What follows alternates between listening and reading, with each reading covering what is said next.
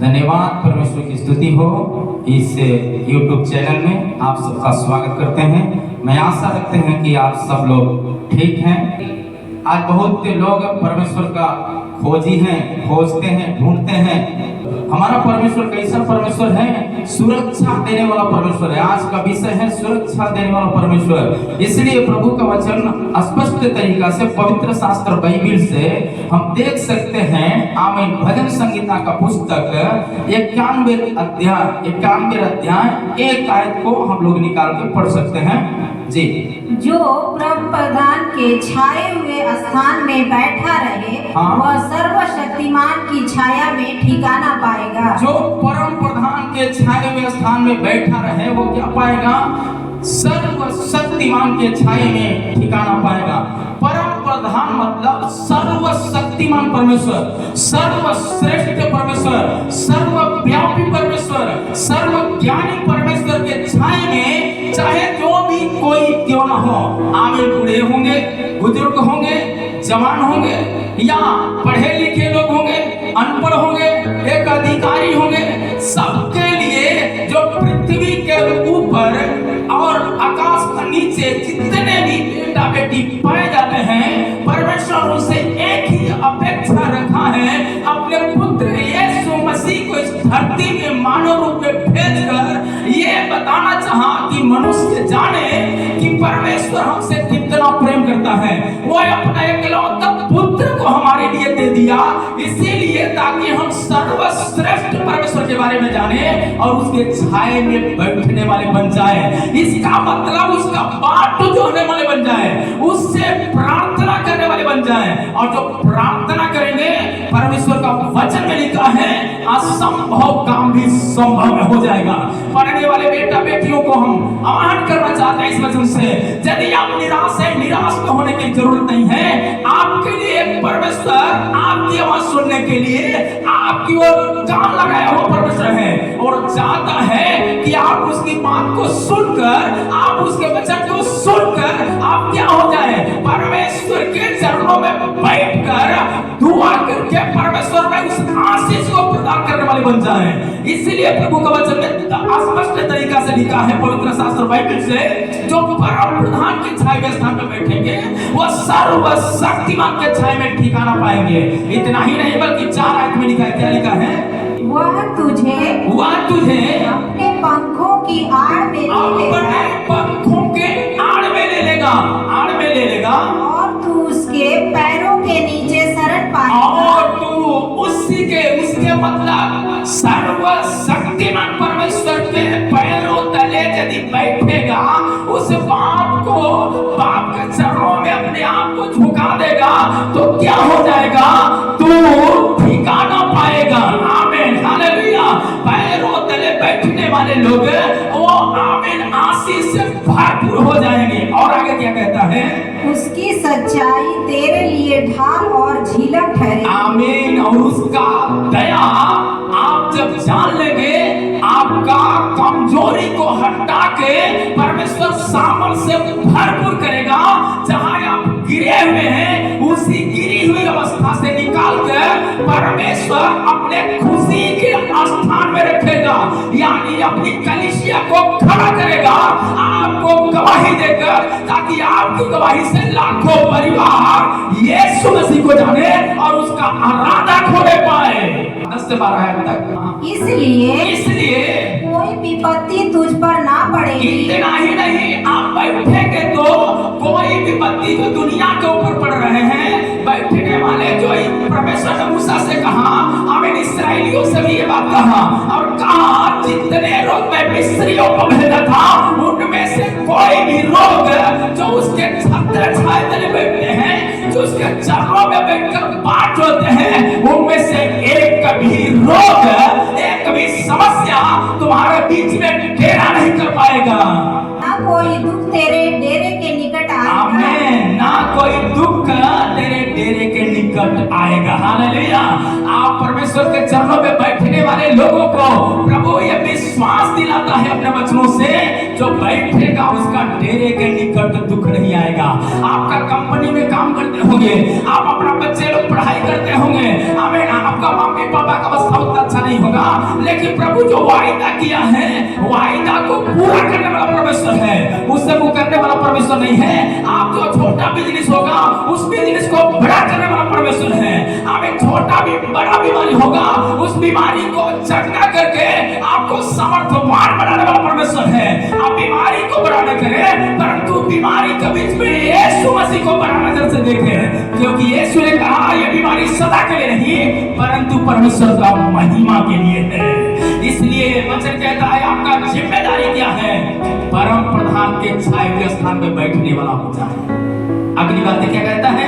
क्योंकि वह अपने दूतों को तेरे निमित्त आज्ञा देगा। तेरे निमित्त किसके निमित्त? जो बैठते हैं उनके निमित्त, मतलब जो उसका वचन सुनते हैं, जो वचन पढ़ते हैं, जो वचन की आज्ञा को पालन करते हैं। बहन जो बहन रानी पढ़ती है, बहन रानी की सुरक्षा के लिए अपने दूतों को परमेश्वर आज्ञा देगा। हमें आराधना वचन को सुन रही है तो आराधना का भविष्य का भी चिंता करने वाला हमारा परमेश्वर है। राजा उसका वचन की आज्ञा को सुनकर मान रहा है, उसका भविष्य अच्छा हो जाएगा, क्योंकि हमारा परमेश्वर अच्छा परमेश्वर है। हमारा परमेश्वर सुरक्षा देने वाला परमेश्वर है, बिगड़ा हुआ जिंदगी को बनाने वाला परमेश्वर है। इसलिए वो कहता है आमीन अपने दूतों को, आमीन राजा के निमित्त, अपने दूतों को राजा के निमित्त उसे क्या करेगा? रक्षा करने के लिए आज्ञा देगा। क्यों आज्ञा देगा? लिखा है, क्या कहता है कि जहाँ कहीं तू जाए, ताकि राजा जहाँ कहीं जाए वो तेरी रक्षा करे। राजा का रक्षा करने के लिए स्वर्गदूत का सामनी प्रभु यीशु मसीह का आज्ञा मानने वालों को दे देगा। हालेलुया। इसलिए राजा को क्या होना है? परमेश्वर का भय मानने वाला होना चाहिए। हालेलुया। आगे क्या कहता है?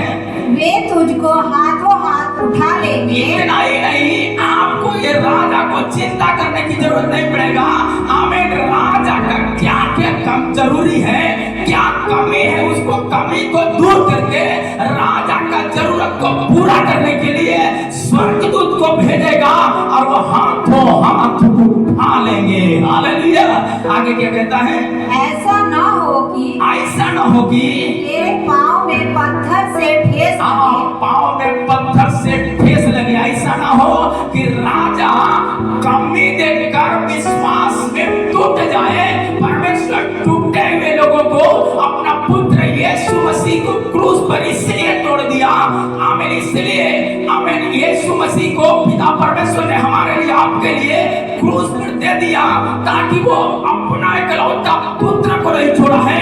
तो राजा को विश्वास दिलाने के लिए, शशांक को विश्वास दिलाने के लिए, मार्था को विश्वास दिलाने के लिए, आमीन संजीवन भाई को विश्वास दिलाने के लिए, यीशु मसीह हमारे विश्वास करने वाले लोगों के लिए बाइबल बताता है सर्वशक्तिमान परमेश्वर विश्वास करने वाले लोगों के लिए असंभव काम को भी संभव करके प्रभु नंगी आंखों से दिखाने में समर्थ है हमारा परमेश्वर।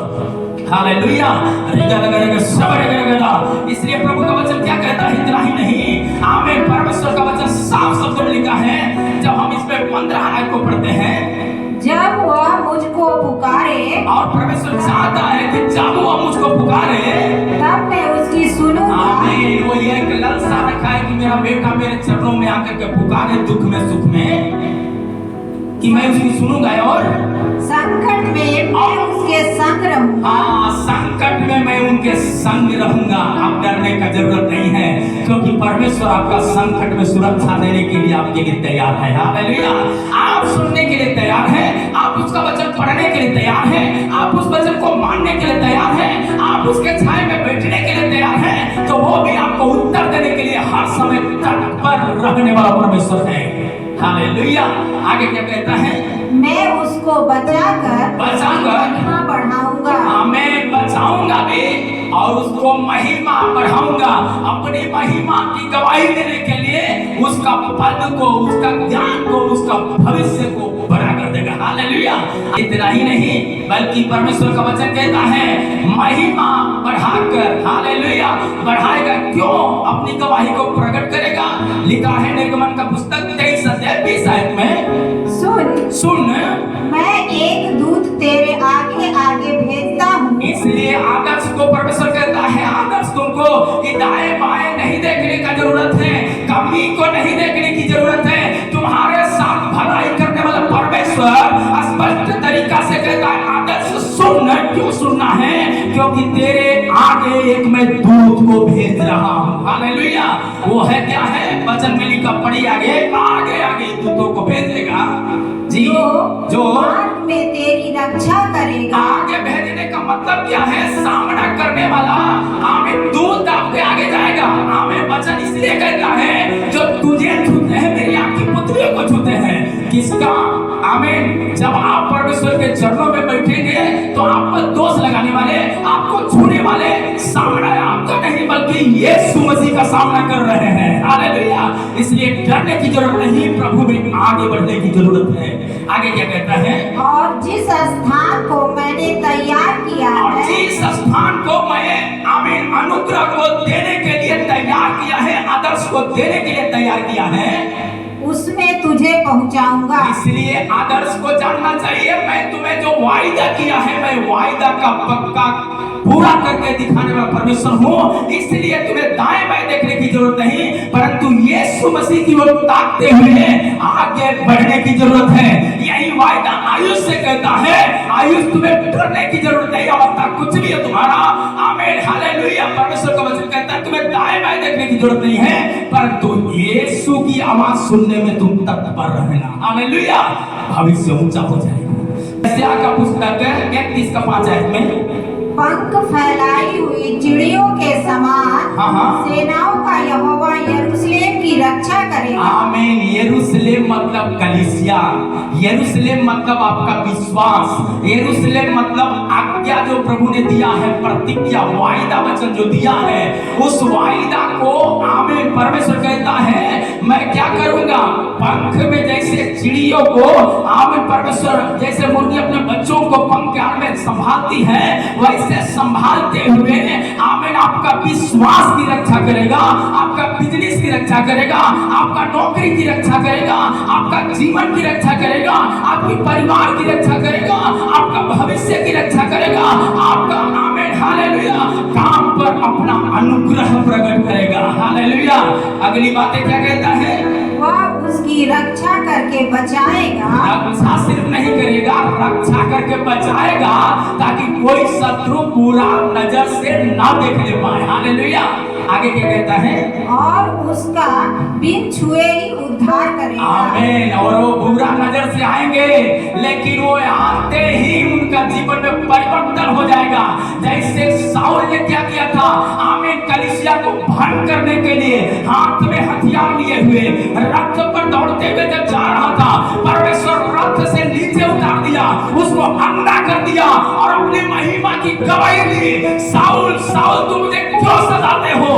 ये बात सुनते ही साउल डर गया और कहता है गुरु मैं तो आपको सताता नहीं हूँ। आमीन। साउल ने कहा जो मेरे लोगों को छूता, परमेश्वर ने कहा जो मेरे लोगों को छूता है, साउल तुमको पता होना चाहिए वो मुझे छू रहा है। तो अब साउल ने सवाल प्रश्न आमीन आमीन उनसे पूछना शुरू किया, गुरु आप है कौन? तब यीशु मसीह ने कहा मेरा नाम यीशु है। जो मेरे विश्वास करने वाले लोगों को तोड़ता है वो मुझे तोड़ रहा है। जो मेरे विश्वास करने वालों पर दोष लगाता है मुझ पर दोष लगा रहा है। जो मेरे लोगों को मारता है मुझे मार रहा है। जो मेरे लोगों को सता रहा है मेरी आपकी पुतलियों को छू रहा है। आमीन। शरीर का हर अंगों पर आप कब्जा कर सकते हैं लेकिन आपकी पुतली पर कब्जा करना इतना आसान बात नहीं है। इसलिए प्रभु का वचन कहता है तुम्हारा जिम्मेदारी क्या है? जिम्मेदारी का बात यह है कि परमेश्वर का छाए हुए स्थान में, परमेश्वर का ठहराया हुआ स्थान में, परमेश्वर का दिया हुआ समय को पहचान कर उसके चरणों में बैठने के लिए हर समय तत्पर रहें। हालेलुया। अगली बातें परमेश्वर का वचन स्पष्ट तरीका से लिखा है। भजन संहिता का पुस्तक 103 का 4 आयत। वही तो तेरे प्राण को नष्ट होने से बचा लेगा, वही तो तेरे प्राण को नष्ट होने से बचाएगा और तेरे सिर पर करुणा और दया का मुकुट बांधता है। आमीन। वही दया और करुणा और उन्नति का मुकुट तक बांधता है। हालेलुया। हमारा परमेश्वर आमीन मुकुट बांधने वाला परमेश्वर है, अनुग्रह दिखाने वाला परमेश्वर है। इसलिए प्रभु का वचन साफ शब्दों में लिखा है, यहोवा का पुस्तक 3 अध्याय 15 है। यहोवा ने तेरा दंड दूर कर दिया, इसलिए तुमको डरना नहीं है। पिछला जीवन में कितना बड़ा पापी था, कितना पाप किया, इसलिए यीशु मसीह का नाम को सुन लिया, तुम्हारा पाप धुल गया है, तुम्हारा बीमारी धुल गया है, तुम्हारा गरीबी धुल गया है, तुम्हारा कुछ भी समस्या पिछला दिन में क्यों न था, तुम शायद क्रिमिनल होगा, तुम शायद बहुत बड़ा बेविचार का काम किया होगा, तुम बड़ा नशेड़ी होगा, आमीन। वो नशेड़ी हम इसे छूट नहीं सकते, ये चिंता करने की जरूरत नहीं है, ये सुनने का जरूरत है, यीशु की छाया में बैठने के लिए तत्पर है क्या? अरे यदि तत्पर है तो परमेश्वर बचाने और छुड़ाने के लिए आज भी उस दंड से, महाजाल से, महारोग से निकालने में हमारा सामर्थ्य है परमेश्वर। हालेलुया। इतना ही नहीं, आमीन, दंड से बचाता है, आमीन, मुक्त कर देता है, मुक्त कर देता है। हालेलुया। और क्या कहता है? और तेरा शत्रु भी दूर किया गया है। और इतना ही नहीं, जो बीमारी तुम्हें शत्रु के रूप में चढ़ाई किया था, उससे परमेश्वर ने हटा दिया है, दूर कर दिया है। हालेलुया। हमारे शत्रुओं को भी हटाने वाला परमेश्वर है। इसलिए प्रभु में हमको क्या करना है? आगे की ओर बढ़ते जाना। आगे क्या कहता है? इज़राइल का राजा यहोवा तेरे बीच में है, आमीन। हमारा विपत्ति ना भोगेगी। आमीन। इसलिए हमको डरने की जरूरत नहीं है। जब हम यीशु के चरणों में बैठने के लिए तैयार हैं, तो बाइबल में लिखा, भजन संहिता 82 का आमीन 1 आयत में लिखा है, वहां पर लिखा है, जब प्रभु का सभा में प्रभु ही खड़ा है, जब आप यीशु मसीह के चरणों में बैठने के लिए तैयार हैं, यीशु मसीह आपके बीच में रहने वाला परमेश्वर है। इसलिए तुम विपत्ति में नहीं रहेगा, तुम जहां गिरा हुआ था उसी गिरी हुई अवस्था में नहीं रहेगा, परंतु उससे समस्या से ऊपर करेगा, बाहर निकालेगा और प्रभु में आनंदित हो जाएगा। यीशु मसीह का जान देने का मकसद ये था। अब हमको आत्महत्या करने की जरूरत नहीं है, क्योंकि आत्महत्या के रास्ते से प्रभु ने हमें बचा लिया है। और वो कहता है, डरो मत, क्योंकि मैं तेरे संग हूँ, इधर उधर मत ता, क्योंकि मैं ही तेरा परमेश्वर हूँ। शब्द को सुनने वाले मेरे प्यारे परमेश्वर का प्रियजनों, मैं इस वचन से आपको आह्वान करना चाहते हैं, यदि अभी तक सच्चे परमेश्वर को नहीं जाना है, तो आज सुनने वाले हर एक लोग अपने गुनाहों को मानकर प्रभु के चरणों में आ जाएं, अपने बैरियों को क्षमा करने का हृदय प्रदान करके यीशु के चरणों में बैठने वाले बन जाएं, बदला लेने की भावना छोड़कर यीशु मसीह के चरणों में बैठने वाले बन जाएं, तो आपका बिगड़ा हुआ भविष्य को बनाने में सामर्थ्य हमारा परमेश्वर। आइए हम अपने आंखों को बंद करें, ये समय हम प्रार्थना करेंगे। Hallelujah, hallelujah, hallelujah. प्रेमी खुदावंद, हम आपको धन्यवाद देते हैं इतना समय देने के लिए प्रभु। जितने लोगों के बीच में ये वचन दिया प्रभु जी, जो लोग सुन रहे प्रभु जी, वो सुनने वाले का हृदय में प्रभु जी आपका राज्य बढ़ने के लिए हम प्रार्थना करते हैं प्रभु, और आपका नाम ऊंचा होने पाए प्रभु जी। सुनने वाले, बोलने वाले दोनों प्रभु जी, इस वचन को पढ़ने वाले भी प्रभु आपके सिर तक बढ़ने के लिए, मसीह में लिपट कर जीने के लिए प्रभु हर एक को तैयार कर और सहायता करे प्रभु। हम धन्यवाद देते हैं, धन्यवाद प्रभु प्रार्थना सुनने के लिए, धन्यवाद मांगते प्रभु यीशु क्रिस्त के नाम से, आमीन।